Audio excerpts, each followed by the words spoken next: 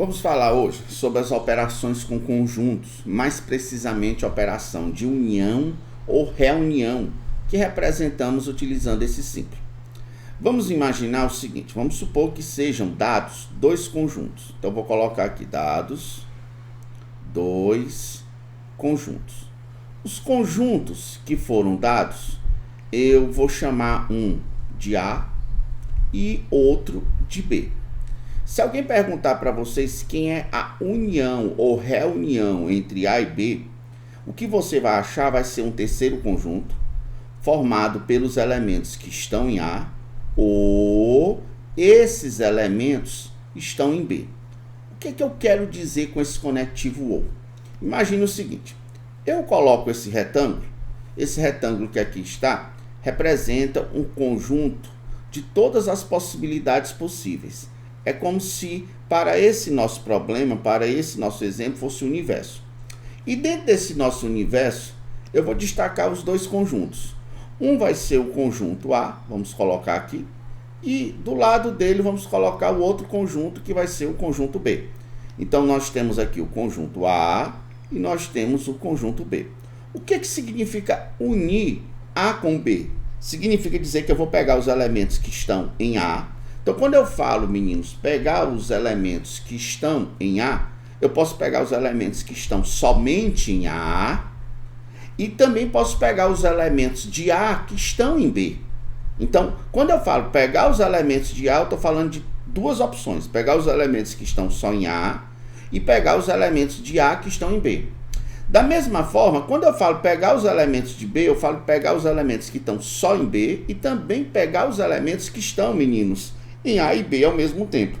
Então, a ideia que eu quero passar para vocês é a seguinte. Toda vez que eu falar A união B, e eu me refiro que são os elementos que estão em A ou estão em B, esse conectivo ou, nesse momento, ele está representando exatamente três opções. Três opções, professor? Eu digo sim. E quais são, professor, as três opções?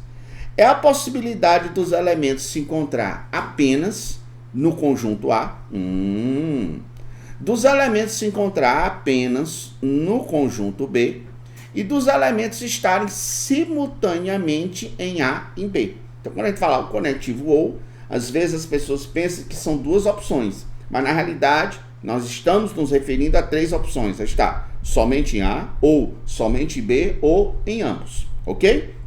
Então, por exemplo, se eu colocasse aqui para vocês o seguinte exemplo. Vamos supor que eu coloque o conjunto A e o conjunto A seja constituído dos elementos 1, 2, 3 e 4. E coloco aqui do lado de A o conjunto B. O conjunto B, que é constituído pelos elementos 3, 4, 5 e 6. Se alguém chegar para mim e perguntar, Auricélio, quem é a união B?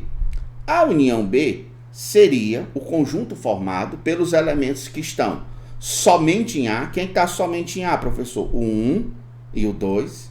Com os elementos que estão somente em B, que é o 5 e 6. Mais os elementos que são comuns a A e a B, que no caso é o 3 e o 4. Ó, pode notar, o 3 e o 4 é comum os dois. Mas eu tenho que colocar também os elementos que estão apenas em B, que é 5 e 6. Então, quando eu fiz isso, eu constituí exatamente, meninos, o conjunto formado pelos elementos de A, união B. Quando a gente fala da união de conjuntos, é muito importante que vocês fiquem atentos a algumas propriedades associadas a essa operação de conjuntos, que é a união. Que propriedades são essas? Primeira dessas propriedades que eu gostaria que vocês percebessem é que unir A com B é a mesma coisa de unir B com A. Então, isso não faz a menor diferença, tá bom? Segunda propriedade. Vamos supor que o conjunto A esteja contido no conjunto B. Professor, o que você está querendo dizer que o conjunto A está contido no conjunto B? Pessoal, estou querendo dizer com isso o seguinte.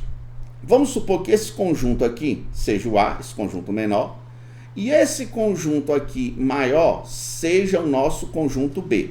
Então aqui eu tenho um conjunto A e aqui eu tenho um conjunto B. Perceba que o A está dentro de B. Perceba que todo elemento de A é elemento de B. Beleza. Eu vou e faço uma pergunta a vocês. Sabendo que o A está contido em B, se eu perguntasse a vocês nessas circunstâncias, quem é A união B? O que vocês iam me responder? Imagine, o A está dentro do B, eu vou unir A com B. Professor, se você vai unir A com B, é porque necessariamente você vai juntar os elementos que estão em A com os elementos que estão em B.